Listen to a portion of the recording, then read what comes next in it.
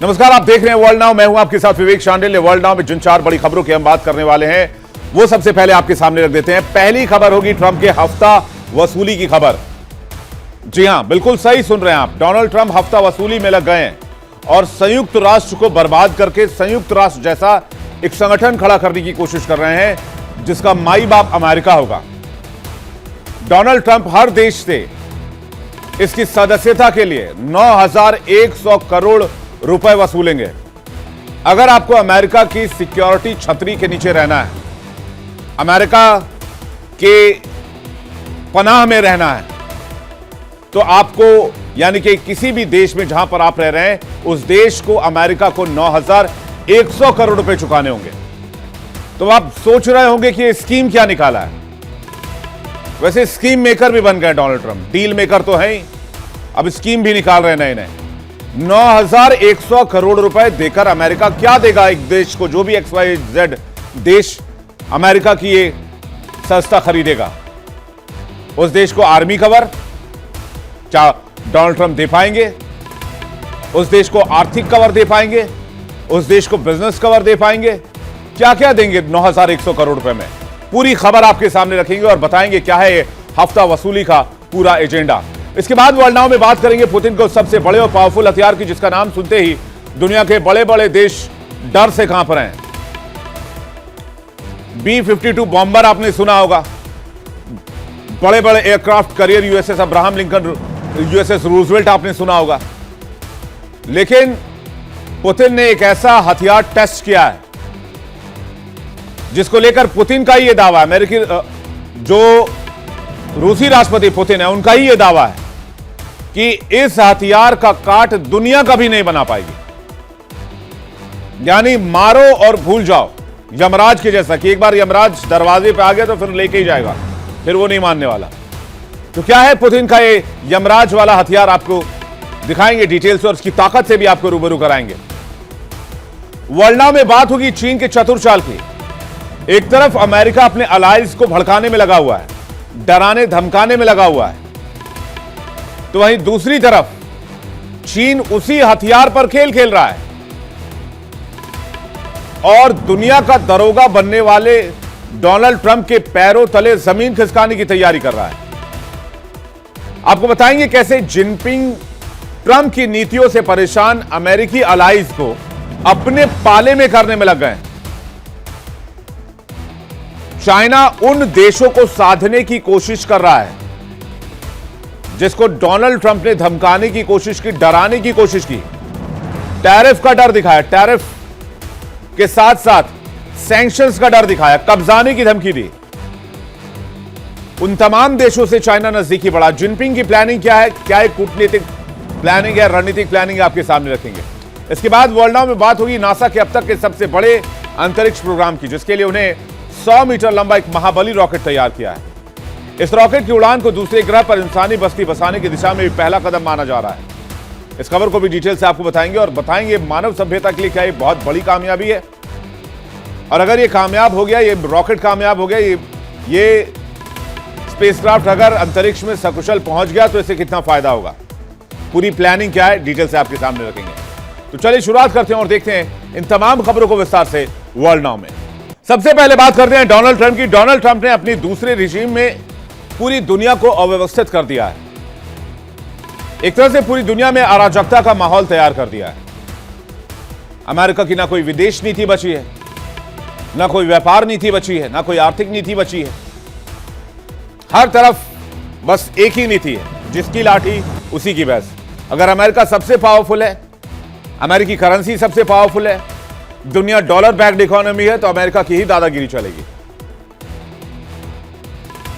जी हां, आपने सही अंदाजा लगाया, बात डोनाल्ड ट्रंप की हो रही है, जिनके सिर पर दुनिया का दरोगा बनने का जुनून इस कदर सवार हुआ है कि वो पूरी दुनिया में आर्थिक मंदी यानी कि इकोनॉमिक स्लोडाउन और युद्ध की अशांति और इकोनॉमिक बर्बादी में झोंक देने पर उतारू नजर आ रहे हैं। अब तो उन्हें कुछ ऐसा करने का प्लान उन्होंने बना लिया है जिससे संयुक्त राष्ट्र के अस्तित्व पर खतरा ही नहीं, संयुक्त राष्ट्र ही बर्बाद हो जाएगा। पहले तो यूएन को छोड़कर अमेरिका वहां से निकलकर पहले ही यूएन की नाव में कील लगा चुके हैं डोनाल्ड ट्रंप। लेकिन ऐसा लगता है कि डोनाल्ड ट्रंप आजकल 90 के दशक की बॉलीवुड फिल्में बहुत देख रहे हैं और उसके पात्रों में डोनाल्ड ट्रंप खुद को उतार लेना चाहते हैं। यह फिल्म आई थी हफ्ता वसूली, आपको याद होगा 1991 में हफ्ता बंद भी फिल्म आई थी, 1998 में हफ्ता वसूली आई थी। इस फिल्म में 80s और 90s के दशक की मुंबई की कहानी दिखाई गई थी, जब मुंबई बॉम्बे हुआ करती थी और देश की आर्थिक राजधानी कहे जाने वाले इस शहर के हर शहर गली नुक्कड़ पर एक दादा हुआ करता था, जो वहां मजदूरी करने वालों से, रेहड़ी पटरी लगाने वालों से और उद्योग धंधे वालों से हफ्ता वसूली किया करता था। और लगता है कि डोनाल्ड ट्रंप के विजुअल लेकर आएगा। डोनाल्ड ट्रंप भी इसी रास्ते पर चल रहे हैं, ऐसी कोई पूरी दुनिया में पिक्चर बना दी है। जिस तरह हफ्ता बंद फिल्म आई थी, ठीक उसी तरह ट्रंप ने अपने पहले कार्यकाल में हफ्ता बंद रखा। उसके बाद दूसरी फिल्म आई हफ्ता वसूली। इसी तरह डोनाल्ड ट्रंप ने अपने दूसरे कार्यकाल में हफ्ता वसूली का काम शुरू किया। अपने इस हफ्ता वसूली अभियान की राह में रोड़ा नजर आ रहे यूएन यानी कि संयुक्त राष्ट्र संघ को खत्म करने की पूरी प्लानिंग डोनाल्ड ट्रंप ने कर ली है।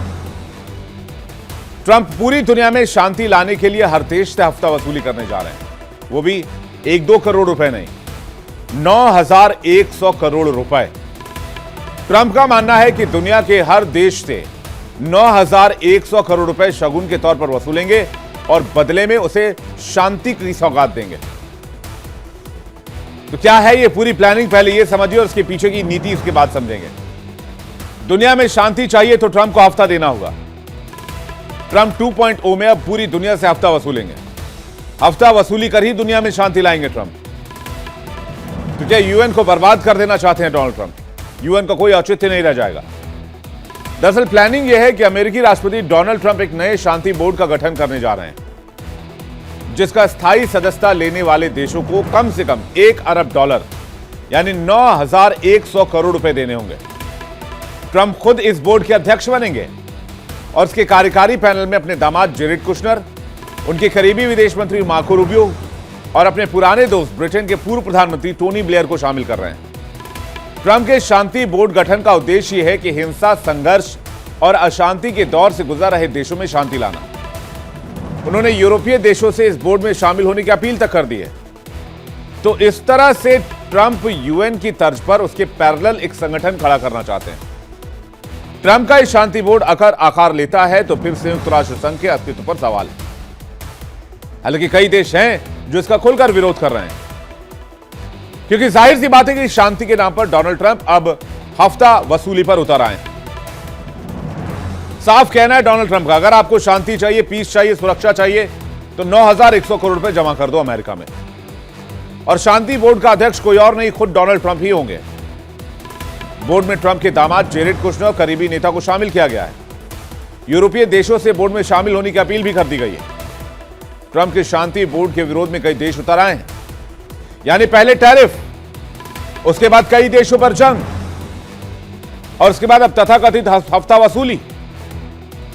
अमेरिकी राष्ट्रपति डोनाल्ड ट्रंप जिस रास्ते पर चल रहे हैं, ऐसे रास्ते पर अमेरिका की किसी इतिहास को खंगाल लीजिए आप, कोई भी राष्ट्रपति या दुनिया के किसी राष्ट्र या उसके राष्ट्राध्यक्ष को चलते हुए नहीं देखा गया। और अब ट्रंप प्रशासन अपने नए शांति बोर्ड में स्थायी सदस्य पाने के इच्छुक देशों से कम $1 अरब की डिमांड कर रहे हैं। और ना कह रहे अब तुम्हारे भरोसे, हम हमारे भरोसे। अगर तुम्हें अमेरिका का साथ चाहिए, अमेरिका की सिक्योरिटी चाहिए तो 9,100 करोड़ रुपए पहले भरने होंगे। दोस्ती वोस्ती सब साइड में, माल पहले, पैसा पहले देना होगा। ब्लूमबर्ग की रिपोर्ट बताती है कि राष्ट्रपति डोनाल्ड ट्रंप इसके पहले अध्यक्ष होंगे और वही सदस्यों के रूप में आमंत्रित किए जाने वाले व्यक्तियों का फैसला लेंगे। निर्णय बहुमत से लिया जाएगा, जिसमें शामिल हर सदस्य देश को एक वोट मिलेगा, लेकिन सभी निर्णय अध्यक्ष यानी कि खुद राष्ट्रपति डोनाल्ड ट्रंप ही फाइनल करेंगे। शांति बोर्ड के प्रस्ताव के मसौदे में कहा गया है कि हर सदस्य देश इस चार्टर के लागू होने की तारीख से 3 साल तक के लिए काम करेगा। ट्रंप के पास इस बोर्ड में किसी भी देश को शामिल करने और उस देश को इस बोर्ड से फौरन बाहर करने का एकाधिकार सुरक्षित रहेगा। यह किस तरह का बोर्ड है जिसे सिर्फ डोनाल्ड ट्रंप ही चलाएंगे? क्या ऐसा किसी ने किया अब तक दुनिया में? सीधा सा सवाल है। शांति बोर्ड में सब कुछ डोनाल्ड ट्रंप तय करेंगे, यानी डोनाल्ड ट्रंप से ऊपर कोई नहीं हो सकता। $1 अरब दीजिए और शांति बोर्ड के सदस्य बन जाइए। हर सदस्य को एक वोट का अधिकार दिया जाएगा। शांति बोर्ड में कोई भी बदलाव सिर्फ ट्रंप ही कर पाएंगे। ट्रंप ने अर्जेंटीना के जेवियर मिलेई और कनाडा के मार्क कार्नी सहित कई ग्लोबल लीडर्स को गाजा के लिए एक शांति बोर्ड का हिस्सा बनने के लिए आमंत्रित किया है। ट्रंप के इस शांति बोर्ड पर व्हाइट हाउस के अधिकारियों ने मीडिया को कोई जवाब तो नहीं दिया, वहीं दूसरी तरफ इस बोर्ड का विरोध भी शुरू हो गया है। इसके विरोध में आवाज उठी है अमेरिका के सबसे करीबी देश इजराइल से। वहां के प्रधानमंत्री बेंजामिन नेतन्याहू ने कहा है कि ये दुनिया के सभी देशों के साथ न्याय नहीं कर पाएगा। शांति बोर्ड के फंड को खुद ट्रंप कंट्रोल करेंगे। नेतन्याहू के अलावा यूरोप के ज्यादातर देश भी इस शांति बोर्ड के विरोध में ही हैं, क्योंकि इजराइल ने सबसे पहले इस शांति बोर्ड का विरोध शुरू कर दिया है। इजराइल ने साफ कहा है कि इससे सभी देशों को समान न्याय पे मिल पाना मुश्किल है। ज्यादातर यूरोपीय देश भी शांति बोर्ड के खिलाफ हैं। ट्रंप ने सब राष्ट्रपति बनने के बाद सबसे पहले ट्रंप टैरिफ से पूरी दुनिया की अर्थव्यवस्था को चोट पहुंचाई। टैरिफ में किसी भी नियम कायदे को नहीं माना गया। WTO के नियम को डोनाल्ड ट्रंप पार कर गए। यहां तक कि अमेरिका के अंदर जो नियम कायदे कानून मौजूद है उसको भी लांग गए डोनाल्ड ट्रंप। इसके बाद इजराइल के साथ मिलकर ईरान पर हमला किया, फिर वेनेजुएला में घुसकर बमबारी की। वहां के राष्ट्रपति मादुरो और उनकी पत्नी को उठाकर अमेरिका ले गए। अब ग्रीनलैंड पर कब्जे की खुलेआम धमकी दे रहे हैं। कनाडा को 51st स्टेट बता रहे हैं अमेरिका का। मार्को रूबियो को क्यूबा का राष्ट्रपति बनाने की मंशा जाहिर कर चुके हैं। मैक्सिको में ड्रग कार्टेल का खात्मा करने के नाम पर अमेरिकी सेना भेजकर ऑपरेशन चलाना चाहते हैं।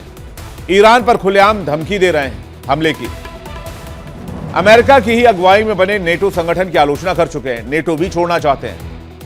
अमेरिका को नेटो से अलग करने की बात कई बार कह चुके हैं और अब वो संयुक्त राष्ट्र के सामने खुद का एक शांति बोर्ड बनाने जा रहे हैं। आखिर क्या करना चाहते हैं ट्रंप? ट्रंप टैरिफ से दुनिया की अर्थव्यवस्था को विपटरी किया। ट्रंप ने इजराइल के साथ मिलकर ईरान पर बमबारी की, वेनेजुएला के राष्ट्रपति को अगवा किया, मैक्सिको में सेना का ऑपरेशन चला रहे हैं, ग्रीनलैंड पर कब्जे की धमकी दे रहे हैं, क्यूबा पर भी नजर है, ईरान पर बमबारी की प्लानिंग है। तो क्या डोनाल्ड ट्रंप दुनिया को प्राइवेट लिमिटेड की तरह चलाएंगे? यूएन के पैरेलल शांति बोर्ड बनाने का औचित्य क्या है? कि अमेरिका में ज्यादा से ज्यादा पैसा लेकर आना? आखिर इस तरह की नीति से पूरी दुनिया शांति से कैसे चल पाएगी, जहां सिर्फ एक ही देश की मनमानी हो? क्योंकि उसका डॉलर बहुत मजबूत है, क्योंकि उसकी करेंसी बहुत मजबूत है, क्योंकि वहां के राष्ट्रपति बहुत पावरफुल है, वहां की आर्मी पावरफुल है। फिर तो ये वही बात हो गई जैसे ईस्ट इंडिया कंपनी ने या ब्रिटेन ने पूरी दुनिया पर कब्जा किया था और अपने हिसाब से चलाया था। तो क्या अब अमेरिका पूरी दुनिया को अपना गुलाम बनाना चाहता है? और अगर अमेरिका से बच कर रहना है तो फिर उसको 9,100 करोड़ रुपए देने होंगे। ये तो कमाल की डीलिंग चल रही है डोनाल्ड ट्रंप की तरफ से। और बहुत हैरानी की बात यह कि अमेरिका में इस बात को लेकर बहुत आवाजें नहीं उठाई जा रही।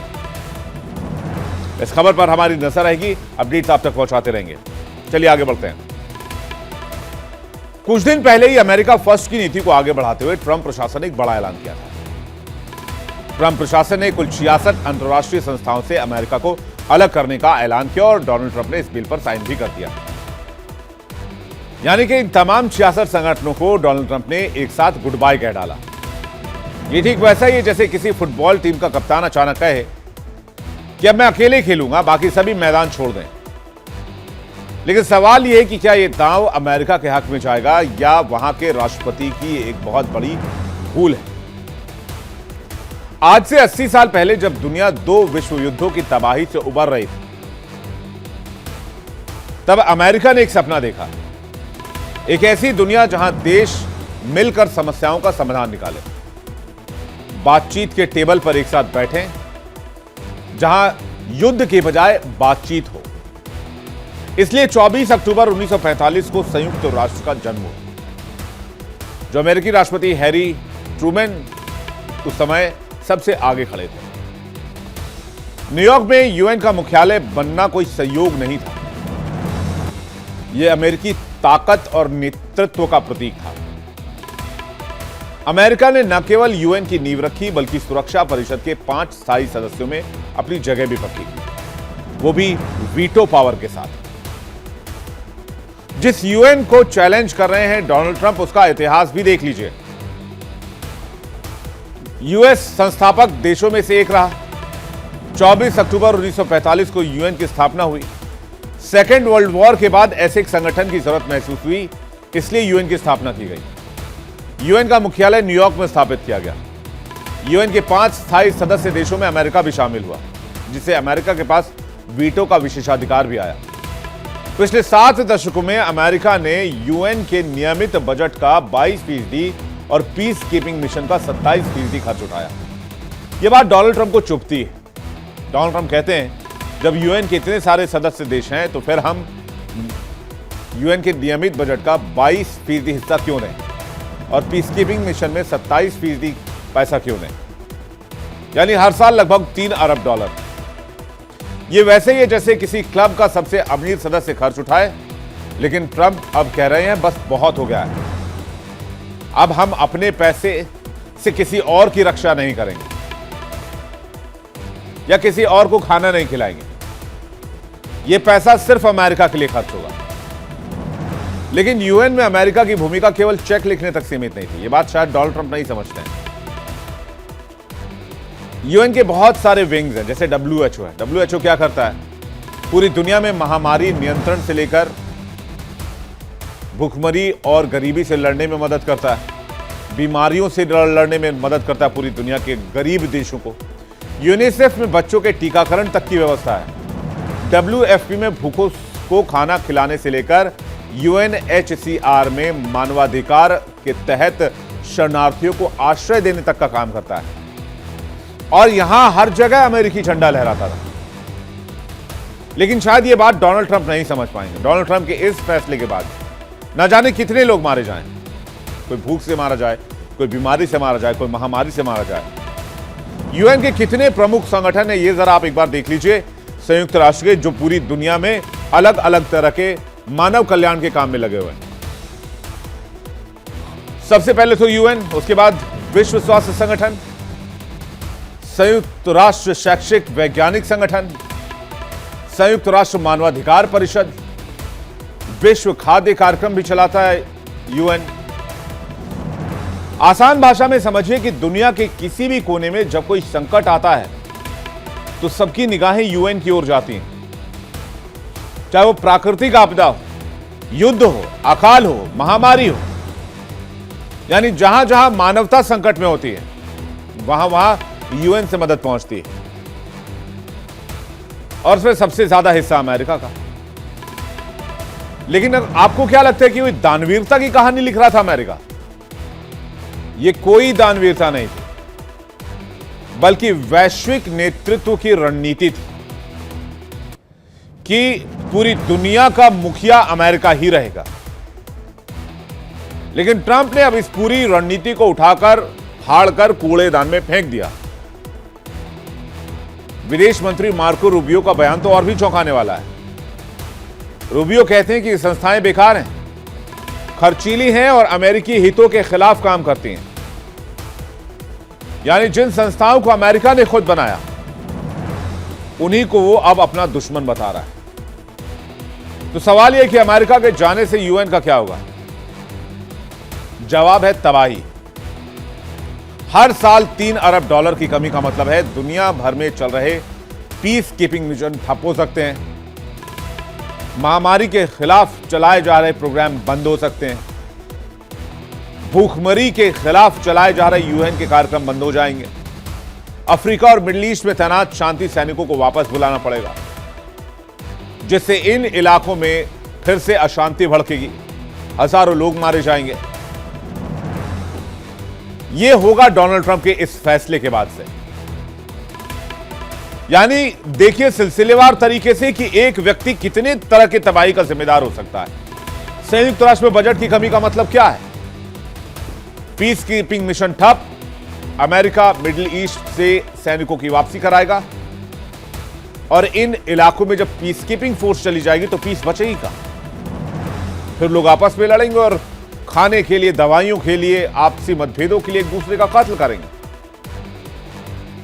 और यही नहीं, सिर्फ यूएन की बात नहीं है, एक और इंपॉर्टेंट बात मैं आपको बताता हूं। क्लाइमेट चेंज की बात करते हैं कि हम अपने आने वाले जनरेशन को क्या देंगे। अमेरिका इसमें बहुत नेता बनता था, लेकिन जब दुनिया का सबसे बड़ा प्रदूषण फैलाने वाला देश जलवायु समझौते से ही बाहर निकल जाए तो फिर दूसरे देशों को भी बहाना मिल जाता है।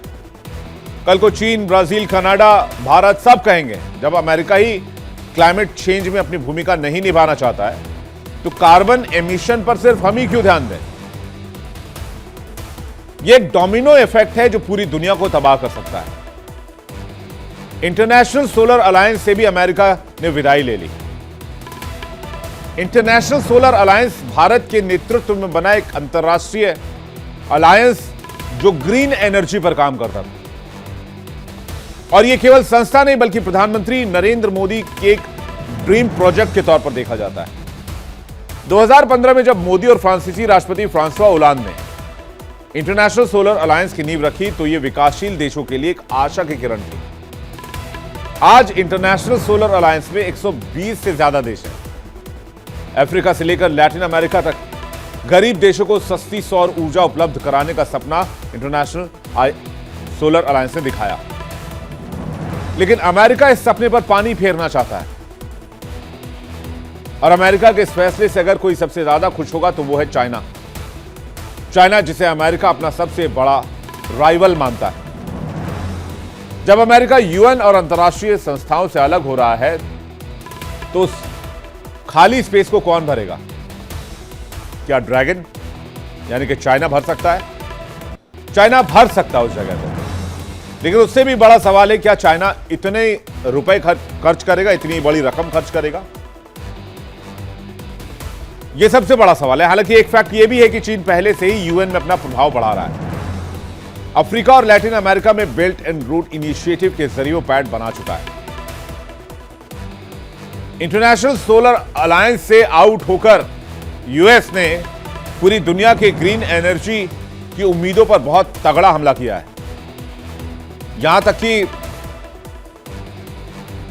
क्लाइमेट चेंज को लेकर पूरी दुनिया में जो मुहिम चल रही थी उसको लेकर भी झटका दिया। आज इंटरनेशनल सोलर अलायंस में 120 से ज्यादा देश हैं।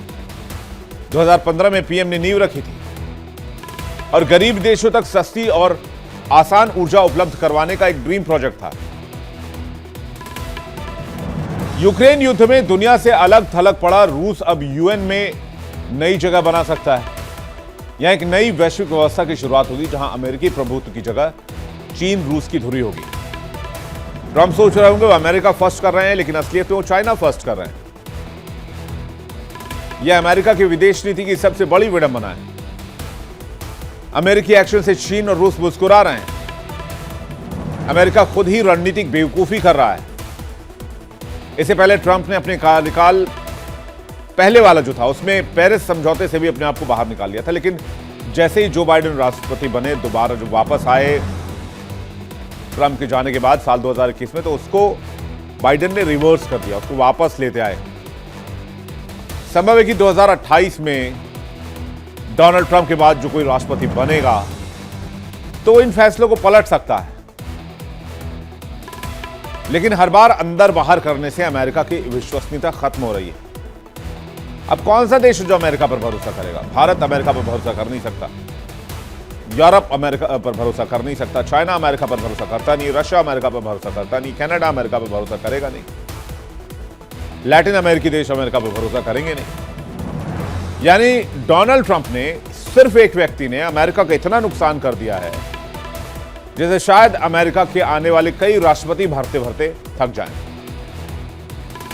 अंतर्राष्ट्रीय समझौते, संधियां, रिश्ते ये दशकों की मेहनत से बनती है और डोनाल्ड ट्रंप ने उन्हें एक झटके में तोड़ दिया है। ट्रंप जो नुकसान कर रहे हैं उसे ठीक करने में दशकों लग सकते हैं और कुछ डेंट्स तो शायद ऐसे रह जाएं कि कभी ठीक ही ना हो। ट्रंप का एक्शन कैसे प्रॉम्प्ट कर रहा है रूस और चाइना के लिए? आप देखिए कि यूएन के कई संगठनों से अगर अमेरिका आउट हुआ है तो ये जिनपिंग और पुतिन के लिए एक बहुत अच्छी अपॉर्चुनिटी है। अमेरिका खुद ही रणनीतिक बेवकूफी कर रहा है। अमेरिकी कदम से कई देश खुश हैं, इंक्लूडिंग रशिया एंड चाइना। यानी साफ है कि डोनाल्ड ट्रंप जो कर रहे हैं वो अमेरिका के लिए पता नहीं कितना बेहतर है, लेकिन वो अपना अंपायर तो बड़ा कर रहे हैं, ये बात तो सही है। और वो आगे आने वाले समय में अपने अंपायर के लिए बहुत सारी रकम शायद जुटा लेंगे। वो कई देशों को कवर भी दे दें, 9,100 करोड़ रुपए लेकर अमेरिका की सुरक्षा की गारंटी भी दे दें। लेकिन इससे होगा क्या? अमेरिका को कितना फायदा होगा? आगे बढ़ते हैं। एक और इंपॉर्टेंट खबर। एक तरफ अमेरिका डॉलर जुटाने में लगा है तो दूसरी तरफ रूस हथियारों का जखीरा बड़ा कर रहा है। रूस ने एक ऐसा हथियार बना लिया है जिसके बारे में सुनकर अमेरिका की रूह तक कांप जाएगी। एक ऐसा हथियार जो समुद्र की गहराइयों में बड़ा चुपचाप तैरता है, जिसके पास पूरे महाद्वीप को नक्शे से मिटा देने की ताकत है, जिसे पानी का राक्षस कहें तो गलत नहीं है, जो समंदर को निगल सकता है। कहते हैं दुनिया की सबसे शक्तिशाली सेनाओं में से एक। रूस ने अपने मिलिट्री हथियारों के जखीरे में एक नया नाम जोड़ा है जिसका नाम है पोसाइडन। इसे पुतिन का यमराज भी कहते हैं। यानी पुतिन ने अगर इसे एक बार फायर कर दिया तो फिर इसका यू टर्न नहीं है। रूस ने दुनिया को एक बहुत बड़ा खतरा दिया है। ये जो पोसाइडन नाम है, ये नाम ग्रीक पौराणिक कथाओं में समुद्र के देवता के नाम पर रखा गया था। और अब बस ये कोई मनगढ़ंत कहानी नहीं। यह हथियार खौफनाक हकीकत बन चुका है। दुनिया की सबसे शक्तिशाली सेनाओं में शामिल रूस ने अपनी सैन्य क्षमता में एक ऐसा हथियार जोड़ लिया है जिस हथियार को पोसाइडन कहा जाता है। इसे डूम्सडे ड्रोन और समंदर का राक्षस भी कह रहे हैं। यह कोई साधारण हथियार नहीं है, बल्कि समुद्र के भीतर बहुत बड़ा विनाश या फिर तबाही की कहानी लिखने वाला परमाणु सिस्टम है। रूसी राष्ट्रपति व्लादिमीर पुतिन खुद इस हथियार की ताकत को सार्वजनिक मंचों पर पहुंचा चुके हैं। उनके मुताबिक पोसाइडन ऐसा सिस्टम है जिसे मौजूदा तकनीक से भी नहीं रोका जा सकता और ना ही इसको ट्रैक किया जा सकता है। पुतिन का कहना है कि यह हथियार रूस की रणनीतिक सुरक्षा को पूरी तरह से एक नई ऊंचाई पर लेकर जाता है। जरा तस्वीरें हम आपको दिखाते हैं जिस हथियार को टेस्ट करने की बात कही जा रही है। एक परमाणु पनडुब्बी जो कि ड्रोन टेक्नोलॉजी पर काम करे। पोसाइडन कैसे काम करता है ये आपको बताएं, लेकिन उससे पहले इस सबमरीन की तस्वीरें देख लीजिए जिसमें पोसाइडन का इस्तेमाल किया जाएगा।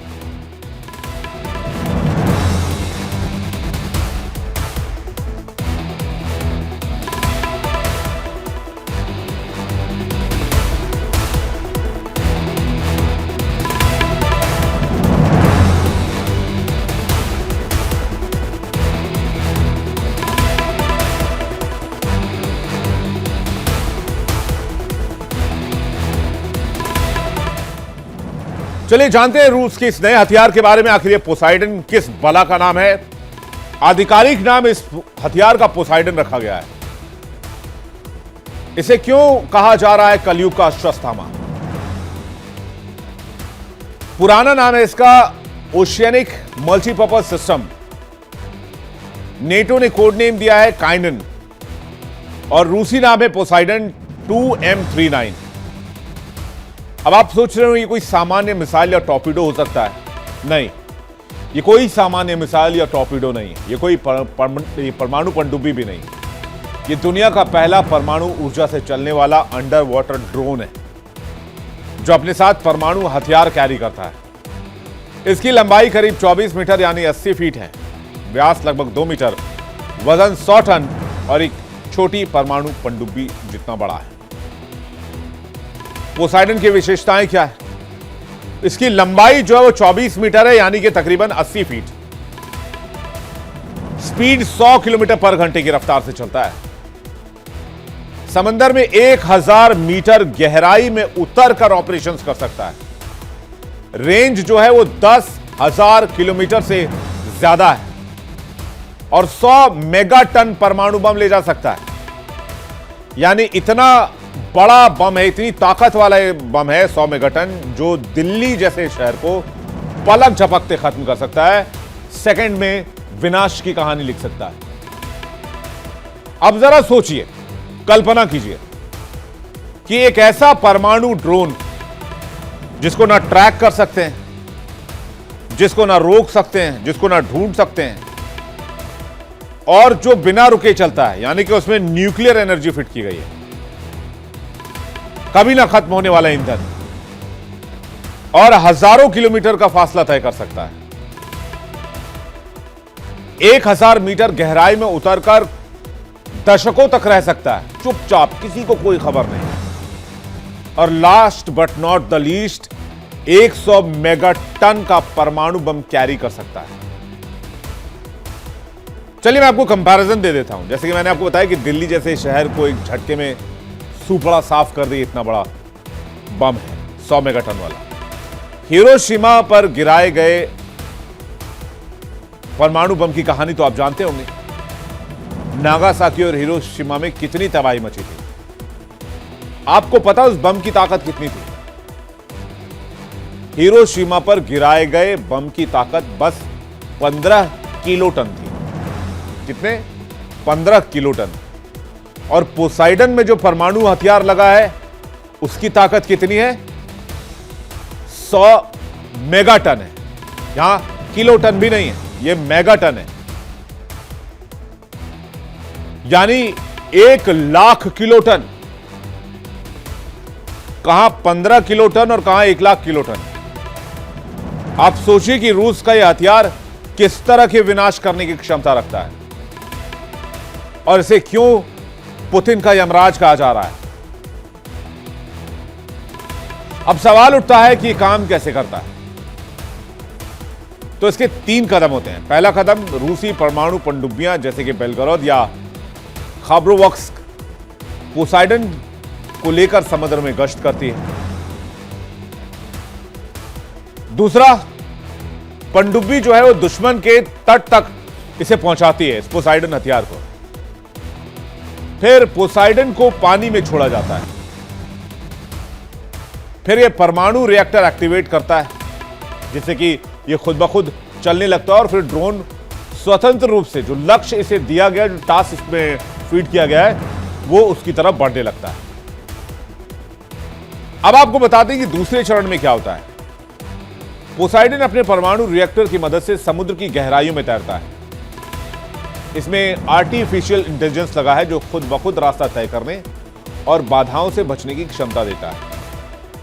और तीसरा और सबसे खतरनाक चरण, जब ये अपने टारगेट के पास पहुंचता है तो इसे 2 तरीके से इस्तेमाल किया जा सकता है।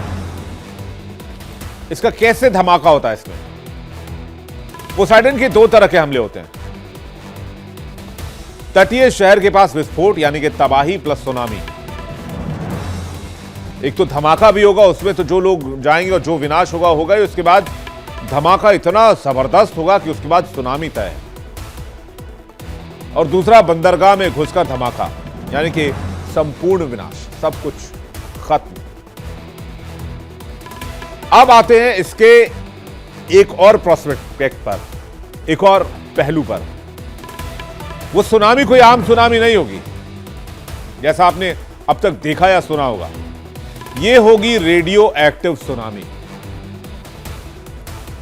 यानी एक तो सुनामी, उस पर से जहर भरी हुई सुनामी। रूसी रणनीतिकारों का दावा है कि अगर पोसाइडन को किसी देश के तट के पास फोड़ा गया तो ये 500 मीटर यानी कि 1650 फीट ऊंची रेडियोधर्मी सुनामी पैदा करेगा। यानी अगर तो सुनामी से आप बच भी गए किसी तरह से,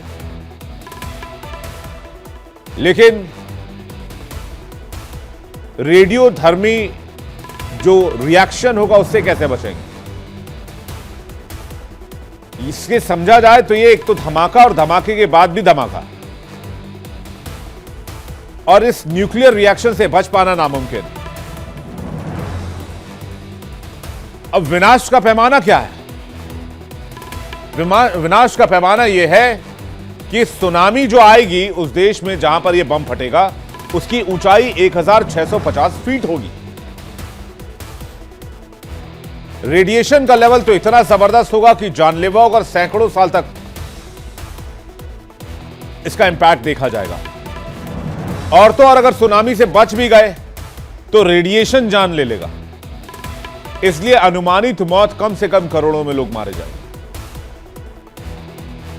और समझिए कि अगर धमाका हुआ तो क्या होगा। विस्फोट के बाद सुनामी का पानी सिर्फ पानी नहीं होगा, बल्कि एक रेडियो एक्टिव जहर बन जाएगा, जो तटीय इलाकों को सैकड़ों सालों के लिए बंजर कर देगा।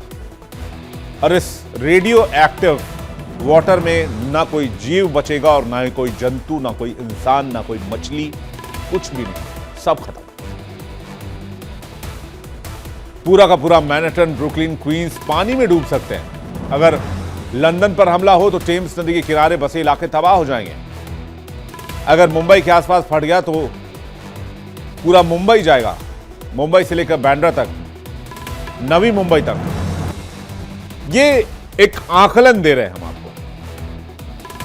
अगर पोसाइडन को किसी दुश्मन देश के तटीय क्षेत्र के पास टारगेट किया जाए, विस्फोट किया जाए, तो ये रेडियो एक्टिव सुनामी पैदा कर सकता है। ऐसी सुनामी आज तक ना तो दुनिया ने देखी होगी और ना ही इसके कहर का अनुमान लगा पाएगी।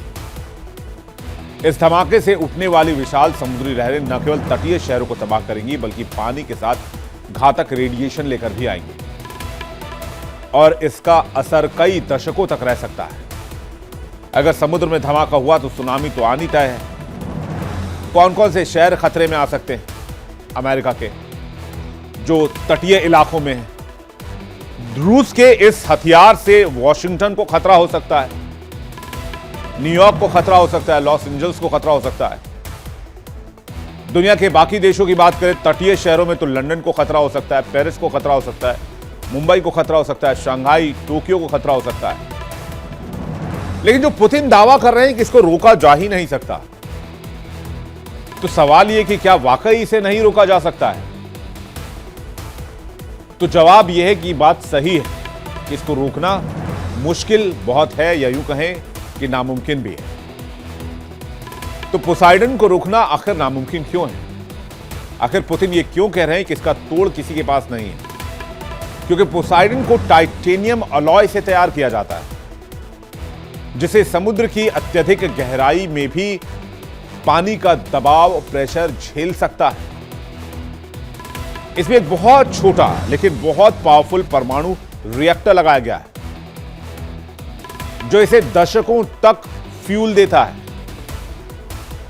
इसकी गति पारंपरिक टॉर्पीडो से कहीं अधिक बताई जाती है, जिसे इसे रोक पाना या ट्रैक कर पाना लगभग असंभव माना जा रहा है। इसलिए यह अजेय है। एक तो यह 1000 मीटर की गहराई में चलता है, तो सोनार से पकड़ पाना बहुत मुश्किल है। पनडुब्बी रोधी हथियार है, इतनी गहराई तक पहुंच ही नहीं सकते पनडुब्बी रोधी हथियार। दूसरा, इसकी गति पानी के अंदर 100 किलोमीटर प्रति घंटा है। यह पानी के अंदर किसी भी टॉर्पीडो या मिसाइल से बहुत तेज है। तीसरा, इसका परमाणु रिएक्टर, जो इसे असीमित रेंज देता है। यह दुनिया के किसी भी कोने में जा सकता है और कहीं भी तबाही की कहानी लिख सकता है। यह तो इसकी ताकत की बात रही, इसका खुद का दिमाग भी है, जिसे एआई के साथ तैयार किया गया है। यानी कि यह एआई टेक्नोलॉजी से लैस है, जो खुद निर्णय लेता है कि टारगेट तक अगर पहुंचना है तो कैसे पहुंचना है। टारगेट तो मिल गया है, कहां रूट बदलना है, कहां जैमिंग नहीं होनी चाहिए, कहां दुश्मनों की मिसाइल और रेडार के पकड़ में नहीं आना है, सोनार के पकड़ में नहीं आना है, कोई डिफेंस सिस्टम ना पकड़ ले। इसलिए कोई भी देश इसे रोकने में सक्षम नहीं है। यहां तक कि अमेरिका का AEGIS भी बेअसर है। अमेरिका और नेटो के पास इस हथियार का कोई जवाब नहीं। वेनेजुएला के करीब इस परमाणु पनडुब्बी की हलचल से अमेरिका में खलबली मच गई थी। आपको याद होगा, हमने खबर आपको बताई थी कि जब वेनेजुएला के राष्ट्रपति को अमेरिका ने किडनैप किया और जब रूसी तेल टैंकर्स को अमेरिका सीज कर रहा था, तब रूसी परमाणु पनडुब्बी इस इलाके में मौजूद थी। शायद यही वजह है कि ट्रंप ने बचाव में इसे डूम्सडे विमान को अपना एक्टिव कर दिया था। आपको याद होगा, वो तस्वीर भी हमने आपको दिखाई थी और स्टोरी भी हमने आपको दिखाई थी कि वॉशिंगटन में अमेरिका का डूम्सडे प्लेन देखा गया है, जिसे अमेरिकी राष्ट्रपति और अमेरिका के टॉप लीडर्स और कमांडर्स के लिए न्यूक्लियर वॉर के सिचुएशन में डिजाइन किया गया है, जो कई महीनों तक आसमान में रह सकता है और उसे आसमान में ही रिफ्यूल किया जा सकता है। इस डूम्सडे विमान को एक्टिव किया गया था, जिसका नाम था बोइंग E-4B नाइट वॉच। इसे वॉशिंगटन डीसी के बाहर कैंप स्प्रिंग एयरफील्ड में उतारा गया। इसका इस्तेमाल 11 सितंबर 2001 के आतंकी हमले के वक्त किया गया था। तभी से ये बस बहुत संवेदनशील स्थितियों में एक्टिवेट किया जाता है। तो क्या रूस ने अमेरिका के ऊपर परमाणु पोसाइडन टॉर्पीडो दागने की तैयारी कर ली थी, जिसकी वजह से अमेरिका अलर्ट हो गया था और उसकी वजह से ईरान पर भी हमला रुक गया? कुछ भी हो सकता है। यूएस का ये डूम्सडे विमान है, ये भी देख लीजिए कितना पावरफुल है। क्या पुतिन की वजह से ये डूम्सडे विमान उतारा गया? न्यूक्लियर जंग के दौरान ये उड़ता हुआ कमांड सेंटर है। राष्ट्रपति, टॉप लीडर्स और मिलिट्री लीडर्स के लिए इसे बनाया गया है। ये ईएमपी यानी कि परमाणु धमाके से सुरक्षित रहते हुए हवा में उड़ सकता है। युद्ध संचालन संभव है। 7 दिन तक बिना लैंड किए उड़ान भरने की ताकत है। और इसी विमान को देखा गया था जब वेनेजुएला के राष्ट्रपति पर अटैक हुआ और जब रूसी तेल टैंकर को सीज किया गया वेनेजुएला के पास, और तभी डूम्सडे सरफेस हुआ था। तो क्या पुतिन के परमाणु बम से बचने के लिए यह सब किया गया? रूसी राष्ट्रपति पुतिन खुद कह रहे हैं कि पोसाइडन जैसा हथियार ना तो किसी देश के पास है और ना ही कोई इसे रोक पाने की टेक्नोलॉजी बना पाएगा। रूस ने अपनी नई पनडुब्बियां बेलगोरोद और खाबरोवस्क को इस घातक हथियार से लैस करना शुरू कर दिया। विशेषज्ञों का कहना है कि रूस कुल 30 से 32 पोसाइडन ड्रोन बना सकता है, यानी दुनिया के 30 बड़े शहरों को एक साथ निशाना बनाने की ताकत रूस के पास होगी।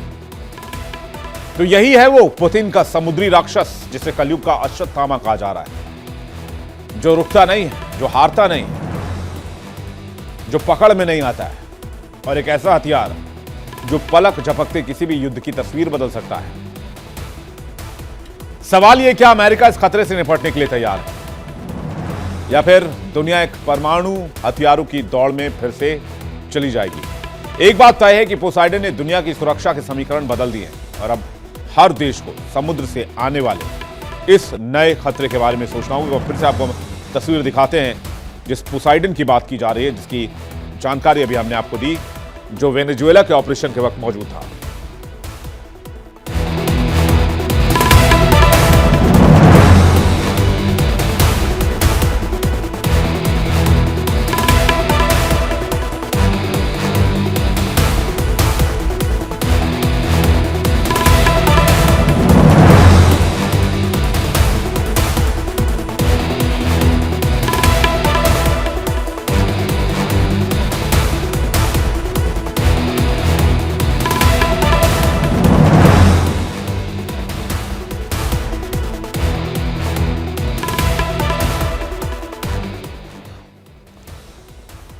वर्ल्ड नाउ में आज की एक और बड़ी खबर की बात करते हैं। कहते हैं बाज की नजर और चीन की चालबाजी पर कभी संदेह नहीं करना चाहिए।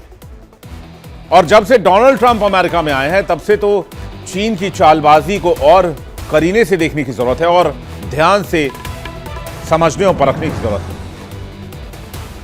डोनाल्ड ट्रंप एक ऐसे राष्ट्रपति हैं जो अपनों के ना हुए, अपने दोस्तों के ना हुए, ऐसा कोई वफादार दोस्त ना हुआ वो जिसको डोनाल्ड ट्रंप ने बख्शा। ट्रंप की ऊल जुलूल नीतियों की वजह से अमेरिका के दुश्मन तो दूर, दोस्त भी परेशान हैं और अमेरिकी राष्ट्रपति से वो दूरी बनाना चाहते हैं। इन देशों की नाराजगी भी खुलकर सामने आ रही है और इसी मौके का फायदा उठाना चाहता है चालबाज चीन। ट्रंप के टैरिफ टेरर की मार झेल रही यूरोपियन देशों को अपने पाले में लाने की चाल चल रहा है चाइना। चीन ने एक ऐसी रणनीति बनाई है जिससे ट्रंप के मेक अमेरिका ग्रेट अगेन की धज्जियां उड़ सकती हैं। चीन की चाल अगर हकीकत की जमीन पर उतरती है तो अमेरिका पूरी दुनिया में अलग थलग पड़ सकता है और पूरी दुनिया पर लाद कर जो टैरिफ अमेरिका चलना चाहता है वो दांव भी डोनाल्ड ट्रंप को उल्टा पड़ जाएगा। ट्रंप की नीति न सिर्फ अमेरिकी अर्थव्यवस्था के लिए घातक होगी बल्कि अमेरिका के दोस्त जो अभी तक नाराज हैं वो आगे चलकर उनके दुश्मन बन जाएंगे। यह सब कुछ हो सकता है दुश्मन का दुश्मन दोस्त वाली चीन की चाल से। समझिए पॉलिसी क्या है। इस ट्रंप आफत काल में चीन ने ट्रंप की नीति की काट ढूंढ ली। क्या पूरी दुनिया में ट्रंप को अलग थलग करने वाला है चीन? दरअसल चीन इन दिनों यूरोपीय देशों पर डोरे डाल रहा है। शी जिनपिंग सबको बुला रहे हैं, आओ बैठो बातचीत करते हैं, आओ बैठो व्यापार करते हैं, आओ बैठो डील करते हैं। ट्रंप के खिलाफ दुश्मन का दुश्मन दोस्त वाली नीति पर चाइना काम कर रहा है। और अगर चीन कामयाब हो गया तो मेक अमेरिका ग्रेट अगेन वाला दाव उल्टा डोनाल्ड ट्रंप के पास चला जाएगा। कल जो बड़े बड़े देश अमेरिका के साथ थे वो धड़ाधड़ चाइना से हाथ मिला रहे हैं। अमेरिकी राष्ट्रपति डोनाल्ड ट्रंप ने भारत की तरह चीन पर भी 50% का टैरिफ लगाया। इसके अलावा ईरान से तेल खरीदने वाले देशों पर 25% का एक्स्ट्रा टैरिफ लगाने का ऐलान कर दिया है। भारत ने टैरिफ से मार बचने के लिए ईरान से अपना कारोबार समेटना शुरू कर दिया है, लेकिन चीन के लिए ऐसा कर पाना संभव नहीं है। इसकी कई वजह हैं। पहली सबसे बड़ी वजह तो यह है कि अमेरिका सीधे चीन को दुश्मन नंबर 1 मानता है। ट्रंप बार बार चीन को दुश्मन बताते हैं। दूसरी बड़ी वजह यह कि चीन की दुश्मन का दुश्मन दोस्त वाली रणनीति है। ईरान पर अमेरिकी हमले का खतरा बरकरार है। चीन ने इसका विरोध किया है। इतना ही नहीं, जब अमेरिका ने इजराइल के साथ मिलकर ईरान पर हमला किया था तब चीन ने ईरान का खुले तौर पर समर्थन किया था और उसे हथियार देने तक की बात कही थी।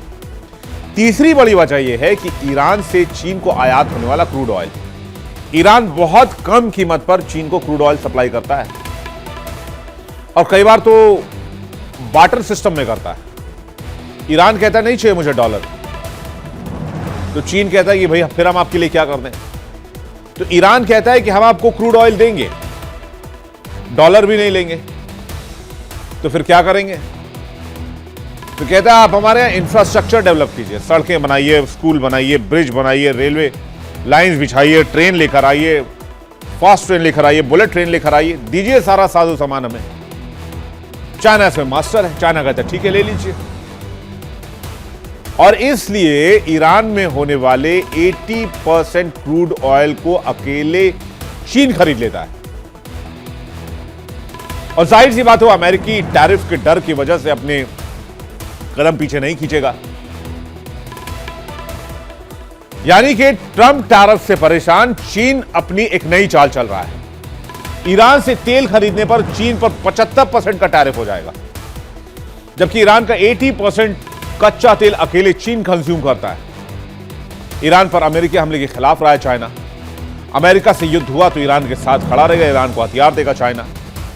चीन ने अमेरिका पर सामने से वार करने के बजाय पिछले दरवाजे से अमेरिका की कमर तोड़ने का प्लान बना लिया है। यह बात किसी से छिपी नहीं है कि ट्रंप ने बाकायदा एक चार्ट लिस्ट तैयार कर पूरी दुनिया के हर देश पर अपने मन के मुताबिक टैरिफ लादा। वो खेलते ना, बचपन में लोग खेलते थे अक्कड़ बक्कड़ बम्बे बो 80-90 पूरे 100, हाँ ये इसमें 25% का लगाओ, फिर अक्कड़ बक्कड़ बम्बे बो, अच्छा ये इसमें 50 लगाओ। टैरिफ की मार झेल रहे अमेरिका के पड़ोसी देश कनाडा, ब्रिटेन और यूरोप ने अक्कड़ बक्कड़ बम्बे बो ट्रंप का जो एक खेल था उसको मिट्टी में मिलाने का प्लान बना लिया और ये चले गए चाइना के पास।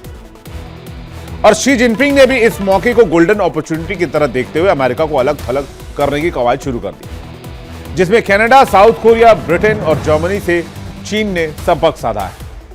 और इन सभी देशों के साथ चीन ने द्विपक्षीय व्यापार को आसान बनाने के लिए ट्रेड डील की नीति पर काम करना शुरू कर दिया। और अमेरिका से नाराज ये देश दुश्मन चीन के साथ हाथ मिलाने को तैयार हो गए। जिनपिंग अमेरिका के नाराज देशों को एक एक कर अपने पास बीजिंग बुला रहे हैं और उनके साथ ऐतिहासिक ट्रेड डील साइन कर रहे हैं। हाल ही में ट्रंप की टैरिफ की मार चल रहे कनाडा के पीएम ने जिनपिंग के साथ एक ऐसी डील की जिसे सुनकर डोनाल्ड ट्रंप को तगड़ा झटका लग सकता है और अमेरिका में उनके साथ भयंकर लफड़ा हो सकता है। कैसे, आइए देखते हैं।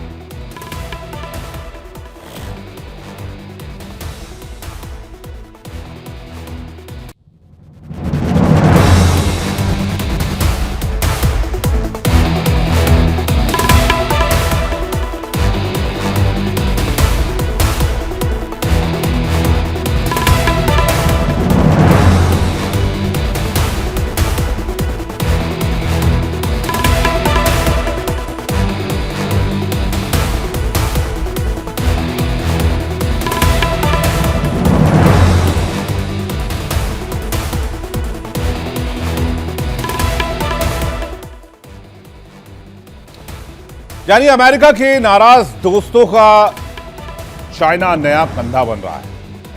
चाइना कह रहा हम आपको सुई से लेकर हवाई जहाज सब कुछ देने के लिए तैयार है, वो भी अमेरिका से आधी कीमत में। हम आपको फाइटर जेट भी दे देंगे, हम आपको मिसाइल भी दे देंगे, हम आपको हथियार भी दे देंगे, हम आपको टेक्नोलॉजी भी दे देंगे, हम आपको स्मार्टफोन बना के भी दे देंगे, हम आपको सब कुछ दे देंगे। आपको अमेरिका की जरूरत ही नहीं पड़ेगी। और यही नहीं, एक और अंदर की बात आपको बताता हूं। भारत ने भी बहुत तेजी से कई देशों के साथ एफटी यानी कि फ्री ट्रेड एग्रीमेंट और ट्रेड डील साइन किए हैं, जिसमें न्यूजीलैंड शामिल है, जिसमें ब्रिटेन शामिल है, जिसमें फ्रांस शामिल है, जिसमें न्यूजीलैंड का नाम भी है, जर्मनी का नाम है। यानी डोनाल्ड ट्रंप अब क्या करेंगे, ट्रंप समझें। अब आगे बढ़ते हैं, अगली खबर की तरफ चलते हैं। बात करेंगे नासा की। इंसानों की एक बहुत पुरानी ख्वाहिश रही है दूसरे प्लैनेट पर जाना, क्योंकि धरती पर इतना कूड़ा कर चुके हैं कि अब दूसरा ग्रह ढूंढ रहे हैं। खैर, दूसरे ग्रह पर इंसान या इंसानी बस्ती बसाने की कल्पना को हकीकत में बदलने का सपना देख रहे हैं। इंसानों के लिए एक बड़ी कामयाबी सामने आ सकती है। हालांकि अभी तक कोई खास कामयाब नहीं हुए दूसरी बस्ती बसाने के मामले में। अभी तक तो रिसर्च एंड डेवलपमेंट ही चल रहा है, लेकिन कोशिश कभी नहीं छोड़ी, खासकर दुनिया की सबसे हाईटेक स्पेस एजेंसी नासा ने। लगातार दूसरे ग्रहों पर इंसानों की खोज, इंसानी बस्ती बसाने की कल्पना को साकार करने की दिशा में काम, और इसी कड़ी में अब तक की सबसे बड़ी प्लानिंग पर काम कर रहा है नासा। दूसरे ग्रह पर इंसानी बस्ती बसाने की कल्पना को एक ऊंची उड़ान 6 फरवरी को मिलेगी। हालांकि दूसरे ग्रह पर इंसान को बसाने की दिशा में एक छोटा कदम होगा, लेकिन बहुत महत्वपूर्ण कोशिश होगी। इसी कड़ी में अमेरिकी अंतरिक्ष एजेंसी नासा अब तक का दुनिया का सबसे बड़ा रॉकेट लॉन्च करने जा रहा है। इसे महाबली कहा जा रहा है बोलचाल की भाषा में। इस रॉकेट की लंबाई 100 मीटर है, और जब यह अंतरिक्ष में उड़ान भरेगा तब इसकी रफ्तार 40,000 किलोमीटर प्रति घंटे होगी। इसी रफ्तार से यह रॉकेट 10 दिन तक लगातार अंतरिक्ष में उड़ान भरेगा और इसकी रफ्तार से 11 लाख किलोमीटर से ज्यादा का सफर तय करेगा। इस रॉकेट का पड़ाव होगा चंद्रमा। यह नासा का अब तक का सबसे बड़ा प्लान है। 6 फरवरी को इस मिशन को लॉन्च किया जाना है। अमेरिकी अंतरिक्ष एजेंसी नासा 50 साल से भी अधिक समय के बाद एक बार फिर चंद्रमा पर इंसानों को भेजने की तैयारी कर रहा है।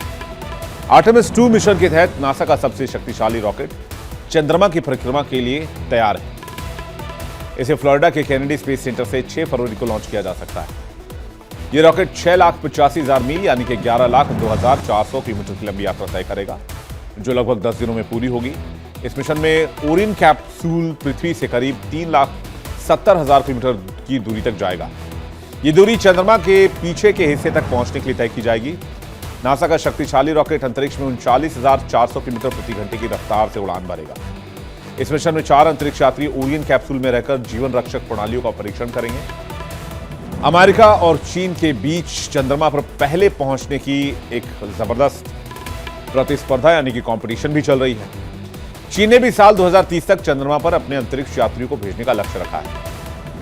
चलिए बताते हैं नासा के आर्टेमिस 2 मिशन और इस मिशन को कामयाब बनाने की जिम्मेदारी अपने कंधे पर लेकर जा रहे इस महाशक्तिशाली रॉकेट के बारे में। 5 दशक के बाद अमेरिका का मिशन चंद्रमा उड़ान भरने को तैयार है। 39,700 किलोमीटर पर घंटे की इसकी उड़ान होगी, रफ्तार होगी। आर्टेमिस 2 11,02,400 किलोमीटर का सफर तय करेगा। 4 अंतरिक्ष यात्रियों को लेकर चंद्रमा पर जाएगा विशाल रॉकेट। स्पेस प्रोग्राम में चाइना भी अमेरिका के साथ होड़ में शामिल है। आर्टेमिस 2 मिशन नासा के महत्वाकांक्षी चंद्र कार्यक्रम का सबसे महत्वपूर्ण पड़ाव है। यह मिशन 1972 के अपोलो 17 के बाद पहली बार इंसानों को चंद्रमा पर लेकर जाएगा। लेकिन क्या 1972 में वाकई अमेरिका चांद पर पहुंचा था? इसे लेकर भी बहुत सारी कंट्रोवर्सीज है, बहुत सारे थ्योरीज है, बहुत सारे सवाल जवाब है। कई लोग तो मानते हैं कि आज तक चंद्रमा पर कोई गया ही नहीं इंसान। वैसे तो हमने भी चंद्रयान भेजा और चंद्रयान को सफलतापूर्वक पूरा भी किया, लेकिन क्या वाकई अमेरिका ने 1972 में इंसानों को चांद पर भेज दिया था? अगर आप इसे डिजिटल प्लेटफॉर्म पर देख रहे हैं तो कमेंट सेक्शन में जरूर बताइएगा। वर्ल्ड नाउ में फिलहाल इतना ही। एक ब्रेक का वक्त है, ब्रेक पे जाने से पहले आपको बता दें इंडिया डेली आपके स्मार्ट टीवी पर भी मौजूद है। इंडिया डेली 24/7 देखिए अपने स्मार्ट टीवी पर लाइव लगातार।